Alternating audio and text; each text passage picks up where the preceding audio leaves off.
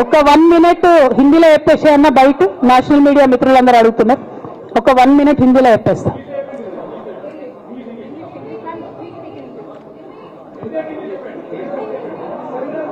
आज तेलंगाना की बेटी होने के नाते पूरे देश की जनता के साथ मैं ये बात कहना चाहती हूँ. पिछले 20 सालों के मेरे जिंदगी में मैंने हर दम हर वक्त बीआरएस पार्टी के उन्नति के लिए, तेलंगाना जनता के उन्नति के लिए, तेलंगाना के रैयतों के, तेलंगाना के महिलाओं के, तेलंगाना के युवाओं के उन्नति के लिए मैंने काम किया है. और इस पूरे 20 साल के जिंदगी में मैंने अपने लिए कभी कुछ नहीं मांगा है, लेकिन तेलंगाना की जनता ने, बीआरएस पार्टी ने मुझे बहुत प्यार दिया है. मेरे पिताजी ने मुझे सांसद बना के दिल्ली भेजा है.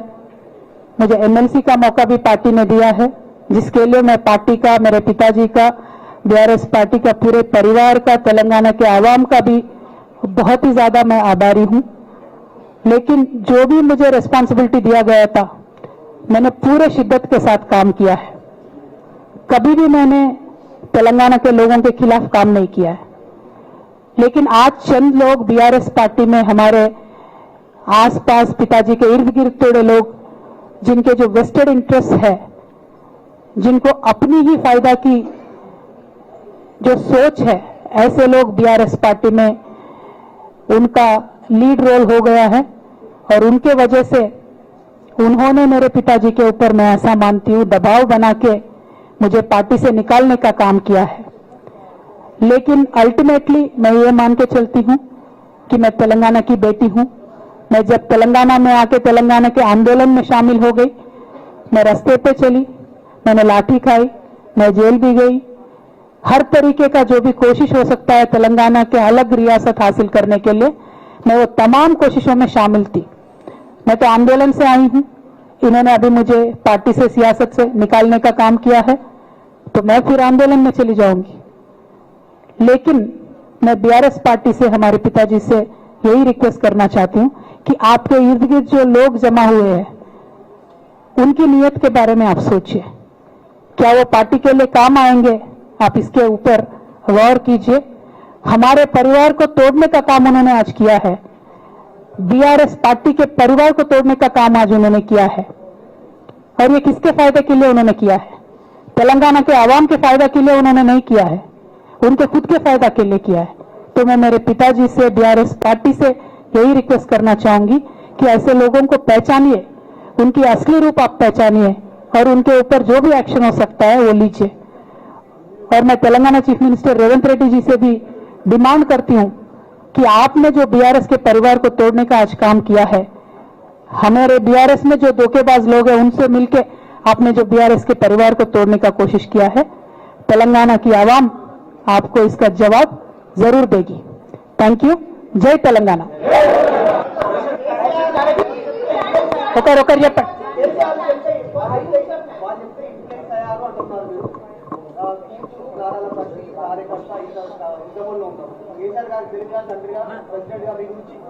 ఓకే, ఇంకా ఎవరైనా చెప్పండి.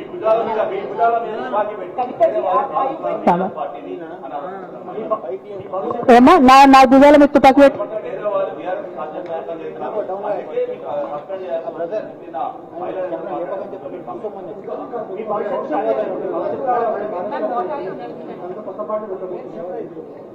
ఓకే.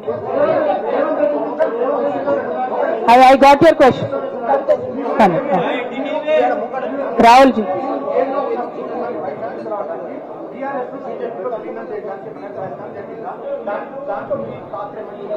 రాహుల్ గారు మీరు పాత క్వశ్చన్ అడుగుతున్నారు. కొత్త కొత్త కొత్త ఇష్యూ ఏంది అని అంటే, బీఆర్ఎస్ పార్టీలో సస్పెన్షన్ లో ఖచ్చితంగా కేసీఆర్ గారి మీద ఒత్తిడి తీసుకొచ్చే ఈ సస్పెన్షన్ చేశారని నేను నమ్ముతా ఉన్నాను. ఒక్కొక్కసారి ఏమవుతుందంటే, చిన్న చిన్న వ్యక్తులు బాగా నడుస్తుంది, పరిస్థితులు, సందర్భాన్ని బట్టి పెద్ద పెద్ద వ్యక్తులు కూడా కొన్ని కఠినమైన నిర్ణయాలు తీసుకోవాల్సి వస్తుంది.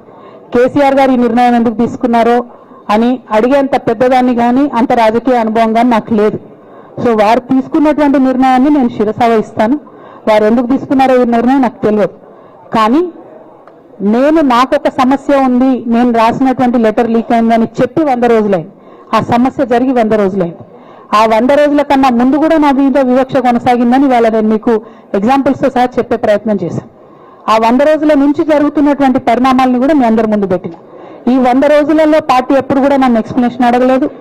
నిన్న నన్ను సస్పెండ్ చేసే ముందు కూడా నన్ను ఎక్స్ప్లెనేషన్ అడగలేదు. ఇంకా చెప్పిన కదా, విచిత్రమైన విషాదం ఏంటంటే సడన్ గా డిసిప్లినరీ కమిటీ పుట్టుకొచ్చింది. సడన్ గా ఈయన రవీంద్రరావు అంటే దాంట్లో సంతకం చేసిండు. ఆయననే సార్ని తిట్టిండు మళ్ళీ మొన్న ఎలక్షన్ ఓడిపోయినప్పుడు. సో ఈ అన్ని చూసి నాకేమనిపిస్తుంది అంటే చాలా ఒత్తిడిలో చాలా ప్రెషర్ పెట్టి సార్తో చేపించారని నేను అనుకుంటున్నాను.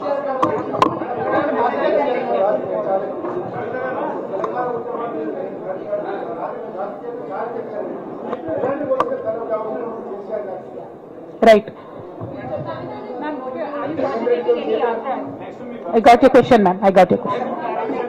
सवाल आपके फ्यूचर का मतलब क्या भविष्य में करने वाली है, और दूसरा सवाल आपने कहा कि केसीआर जो है आपके बड़े भाई, उन्होंने आपसे एक बार भी नहीं पूछा, लेकिन क्या आपने भी उनसे संपर्क साधने की कोशिश की इस दौरान में, क्योंकि बहुत सारे बदलाव हुए। पहली बार हमने देखा कि राखी के त्योहार में भाई भाई साथ में నేనేమంటున్నా అంటే కేసీఆర్ గారి రాజకీయ పరిజ్ఞానాన్ని క్వశ్చన్ చేసేంత స్థాయి నాకు లేదు, అంత అవగాహన కూడా నాకు లేదు. కాకపోతే పెద్ద నాయకులు అనేక సందర్భాల్లో ఒత్తిడికి గురైనటువంటి విషయాలు చరిత్రలో మనం చూసినాం. ఇవాళ అదే జరిగిందని నేను భావిస్తున్నా. 1, 2, నేను ఈ లేఖ అనేటటువంటిది రిలీజ్ అయిన తర్వాత ఎప్పుడు కేసీఆర్ గారికి కొంచెం ఇబ్బంది జరిగినా, అది కాళేశ్వరం కమిషన్కి వారు పిలుపుకొచ్చినా, 2 సార్లు వారు యశోద హాస్పిటల్కి వచ్చినా, నా చిన్న కొడుకు అమెరికాకి తీసుకెళ్లే సందర్భమైనా నేనే వారి దగ్గర పోయినా. నాకేం దేశం ఏముంటుంది, ఆయన మా నాన్న కదా. నేను పోయిన తర్వాత ఈ దుష్ట చతుష్టయం ఏదైతే ఉన్నదో, ఈ 2 గ్యాంగులు ఏవైతే ఉన్నాయో, అక్కడ జరగనిది జరిగినట్టుగా మీడియాలలో విచిత్రమైన వార్తలు రాపించారు. ఎంత ఘోరం అంటే, నేను నా కొడుకుని తీసుకపోతే నన్ను గన్మెన్లు రాలేదట. జరుగుతుంది అని ఎక్కడన్నట్ల. ఇటువంటివన్నీ మెయిన్ స్ట్రీమ్ పత్రికలు రాస్తాయి. మరి విచిత్రం నాకు అర్థం కాదు. మెయిన్ స్ట్రీమ్ పత్రికలు అనేటటువంటి ఇట్లాంటి వార్తలు మరి ఆడ ఎవరు లేరు, ఎవరు చెప్పిరు, ఎందుకు రాపిచ్చిరు? సో నేనేమంటున్నా అంటే, నేను ఎప్పుడు నాన్న దగ్గరికి వెళ్ళడానికి చూసినా కూడా మా మధ్య స్పర్ధ పెంచడానికి అనేకమైన వార్తలు రాపిచ్చి అనేకమైన కుట్రలు ఈ గత 103 రోజుల్లో కొనసాగుతూనే ఉన్నాయి నా మీద. కానీ అంతకుముందు కూడా జరిగినాయనేదో నేను చెప్తున్నా. అందులో భాగంగానే రాఖీ రోజు కూడా ఒక 24 గంటల ముందే నేను అన్నకు కూడా మెసేజ్ పంపిన. అన్న రేపు రాఖీ ఉంది, నేను వచ్చి కడతాను, మీడియా లేకుండా వచ్చి కడతానని మెసేజ్ పంపిన. బట్ అన్న బిజీగా ఉండే ఇక్కడికి వెళ్ళింది, నేను అర్థం చేసుకున్నాను, అందుకే వెళ్ళి రాఖీ కట్టలేకపోయినాను. సో నేను నా వైపు నుంచి ఎక్కడ కూడా కమ్యూనికేషన్ చేయడానికి ప్రయత్నంలో లోపం జరగలేదు. అటువైపు నుండి కమ్యూనికేషన్ రాలేదు. నేను చెప్పాలనుకున్నవి, నేను ఎత్తుకున్న ప్రజా సమస్యలు ఈ 103 రోజులలో మీ ముందున్నాయి, అవి చేస్తూనే ఉన్నా. ఇక భవిష్యత్తుకు సంబంధించినటువంటి విషయం నేనేం ఆలోచించలేదు.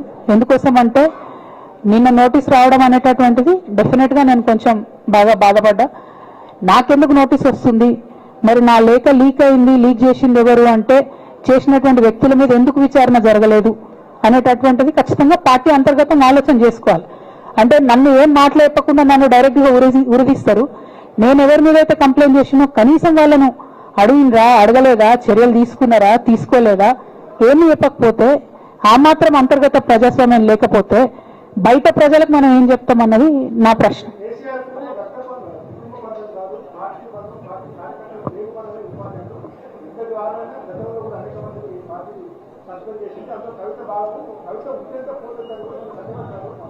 నేనేమంటున్నా బ్రదర్, వాళ్ళందరికీ ఏది చెప్తే స్క్రిప్ట్ రాసిస్తే అది మాట్లాడతారు, దాంట్లో ఏముంటది. ఇప్పుడు పెద్ద సంఘటన జరగడం ఏంటిది, నన్ను పార్టీ నుండి విడగొట్టాలనేటటువంటి ఒక నిర్ణయం అది జరిగిన తర్వాత ఇవన్నీ జరుగుతూనే ఉంటాయి. చిన్న విషయాలు అవంతా వ్యక్తులను సీరియస్ గా తీసుకోవాల్సిన అవసరం లేదు. అల్టిమేట్ గా నేనేమంటున్నా అంటే, నన్ను అడగకుండానే ఉరి తీశారు, కనీసం ఏమైందని కూడా అడగలేదు.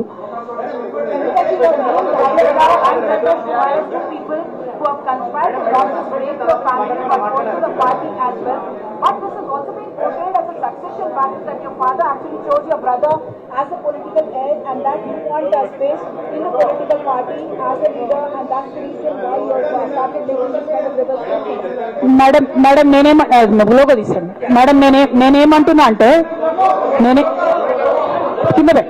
నేనేమంటున్నా అంటే ఇప్పుడు ఈ నేను మాట్లాడే ప్రెస్ మీట్ చూస్తున్నటువంటి రాజకీయ నాయకులకు కావచ్చు, బీఆర్ఎస్ పార్టీకి సంబంధం లేని వ్యక్తులకు కావచ్చు, వాళ్ళకి ఇది ఒక ఎంటర్టైన్మెంట్, ఇది ఒక వార్త. కానీ నాకు నా లైఫ్, నా బీఆర్ఎస్ పార్టీ కార్యకర్తలకు వాళ్ళ లైఫ్. సో నేను చాలా తీవ్రమైనటువంటి బాధలో గంభీరంగా ఉండి మాట్లాడేటటువంటి ప్రయత్నం చేస్తున్నాను. నేనేమంటున్నా అంటే కుటుంబంలో జరిగినటువంటి అనేక అంశాలను నేను చెప్పను కూడా, ఎందుకంటే అది ప్రజలకు అనవసరం. అది నేను ఆ బాధను పంచుకుంటే మీరు తట్టుకోలేరు కూడా. నేను చాలా గట్టిదాన్ని, మొండిదాన్ని, దయ్యాన్ని కాబట్టి తట్టుకొని నిలబడ్డా. కానీ నా ప్లేస్లో వేరే వాళ్ళు ఉంటే తట్టుకోలేరు. సో కుటుంబంలో ఇంటర్నల్ విషయాలు నేను మాట్లాడతలేను, ఓన్లీ పొలిటికల్ ఇష్యూసే నేను మాట్లాడుతున్నా. పొలిటికల్గా నన్ను సైడ్ లైన్ చేసి, నన్ను సస్పెండ్ చేసి, పార్టీకి అనుక్షణం నష్టం చేస్తున్న ఆ ఇద్దరు వ్యక్తులను, వారి గుంపును, వారి ముఠాను పార్టీ ఎట్లా మోస్తుంది అనేటటువంటిది నా ప్రశ్న. సరే, నిన్న మొన్న ఆ గుంపుకు సంబంధించిన వ్యక్తులు అన్ని చోట్ల నా ఫ్లెక్సీలు చింపేసి నాకు దిష్టి బొమ్మలు, శవయాత్రలు ఎందరో వేసిరట. ఈ ఉత్సాహం కేసీఆర్ గారి మీద సిబిఐ ఎంక్వైరీ చేస్తా అని రేవంత్ రెడ్డి గారు అన్నప్పుడు ఎక్కడ చచ్చిపోయింది ఆ ఉత్సాహాన్ని నేను అడుగుతా ఉన్నా. ఎందుకు చేయలే రేవంత్ రెడ్డి గారి బాణాలు, దిష్టి బొమ్మలు ఎందుకు చేయలే? ఏం అండర్స్టాండింగ్ ఉంది మీకు? నా ప్రశ్న సింపుల్. నన్ను వ్యక్తిగతంగా ఏదో చేస్తారన్నది కాదు, నాకు నష్టం జరిగేదే లేదు. ఎందుకంటే ప్రజలు చూస్తున్నారు, ప్రజలు గమనిస్తున్నారు.